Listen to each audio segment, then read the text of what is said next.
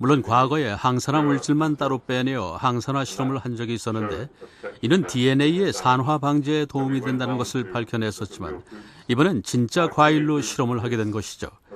과일 중 키위를 선택한 이유는 높은 비타민C 함유량 때문이었습니다. 따라서 출발 시점이 좋았다고 생각했죠. 실험은 총 6주 동안 건강한 비흡연자 남녀 14명을 대상으로 했다. 3개 그룹으로 나눈 뒤 각각 다른 양의 키위를 섭취하게 했다. 특별히 식단은 제한하지 않았다. 평소와 같은 식사를 하면서 키위만 추가로 섭취하는 것이다.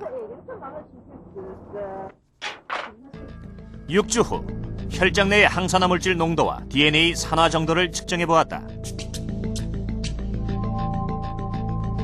기대했던 만큼 긍정적인 결과가 나타났다.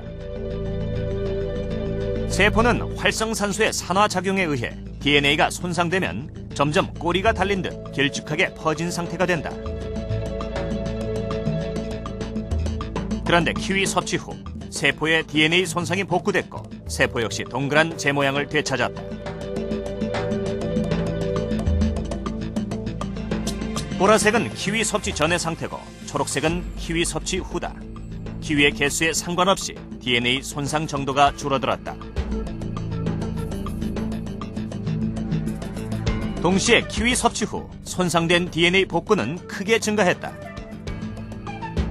특히 섭취량이 많을수록 그 정도가 컸다. 저희가 발견한 새로운 코멧 어세이 방법을 통해 놀랍게도 키위를 섭취한 상태에서 기존 DNA 손상을 회복시킨다는 효능을 발견했습니다. 따라서 우리는 키위의 항산화 연구를 통해서 두 가지의 효능을 알아볼 수 있는데요.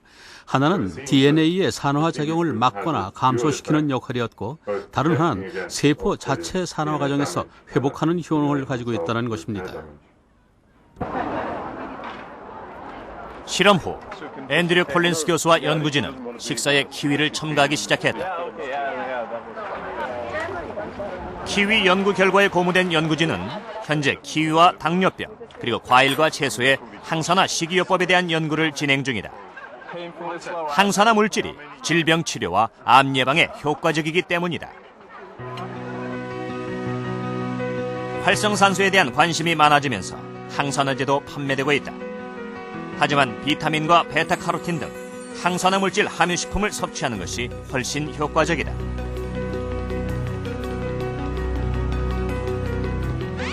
한국식품개발연구원에서는 흔히 먹는 식품의 항산화 성분을 조사했는데 그중 마늘, 양파, 미나리가 특히 높았다.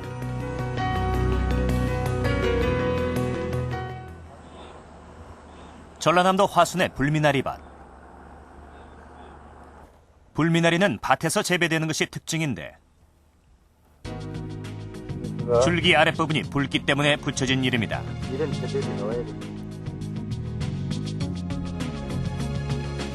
일반적으로 거친 자연 환경 속에서 자라는 식물일수록 항산화 성분을 많이 함유하고 있다고 알려져 있다. 미나리의 항산화 물질 함유량 비교를 통해 그것을 부분적이나마 확인할 수 있었다. 일반 미나리도 다른 식물에 비해 높은 수준의 항산화 성분을 함유하고 있지만 불미나리의 항산화 능력이 좀 더 큰 것으로 나타났다. 미나리는 바이타민 A나 바이타민 C 그리고 플라보노이드 성분이 풍부하여 SOD 유사 활성도가 높기 때문에 활성산소의 반응을 억제하여 결국에는 세포의 노화를 억제시켜준다고 볼 수 있습니다. 경상남도 남해군. 마늘 주산지로 알려진 이곳은 수확이 끝난 뒤에도 마늘을 건조하느라 분주하다. 마늘은 항산화 물질이 많아 노화 예방에 효과적이라고 알려진 식품이다. 그래서인지 이 마을에는 건강한 노인들이 많이 보인다. 올해 연세가 어떻게 되세요? 그리 부끄럽다 아닙니까? 하나죠. 91살이. 우리 마을은 연세 드신 분들이 진짜 너무 많으시거든요. 지금 100살이 넘으신 분도 몇 분 되시고요. 보통 90, 80은, 90은 보통 많이 넘은 분이 많아 계시요. 2001년에 발표된 지역별 장수지표다. 인구 100명당 75세 이상의 노인 비율을 나타내고 있는데 특징적인 것은 마늘 산지가 많다는 것이다. 경북 의성 등 붉게 표시된 지역이 바로 마늘 주산지다. 대표적인 6개 장수 지역 중 4곳이나 된다.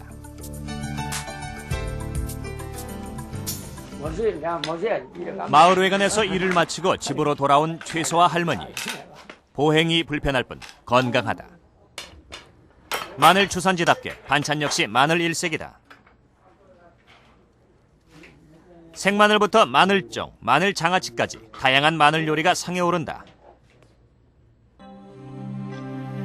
마늘은 장수와 어떤 관련이 있을까? 마늘의 주성분 알리인은 알리나제란 효소와 결합해 알리신이 된다. 체내에 흡수된 알리신은 몸 안의 비타민 B1과 결합해 알리티아민으로 바뀌는데 이것은 항산화 작용과 중금속 해독으로 노화 방지에 효과적이다. 특히 생마늘과 마늘 장아찌의 항산화 능력이 뛰어났는데 마늘 주산지인 만큼 다양한 마늘 요리가 발달했다. 주민들은 자신들의 건강 비결을 마늘이라고 생각한다. 병원에 입원한 일도 없고 가서 수술한 일도 없고 안 죽거잖아. 그래요. 식사 후에 먹는 후식도 마늘 식혜다. 만드는 방법은 일반 식혜와 같다. 다른 점은 찐 마늘을 넣는다는 것.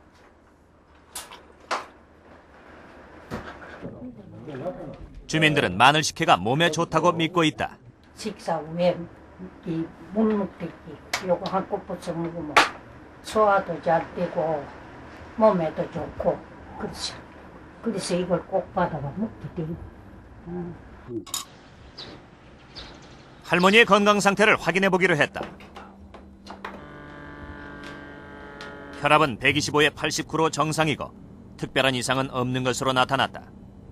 마시고 91의 나이에 비하면 무척 건강한 편이다. 할머니 폐소리도 괜찮고 심장 소리도 괜찮아요. 그런 게 이제 안 좋네. 마늘처럼 항산화 성분이 높은 농산물 산지 중에 장수마을이 많은 것을 주목할 필요가 있다. 우리 자식들도 걱정이요. 우리 상태 좋고.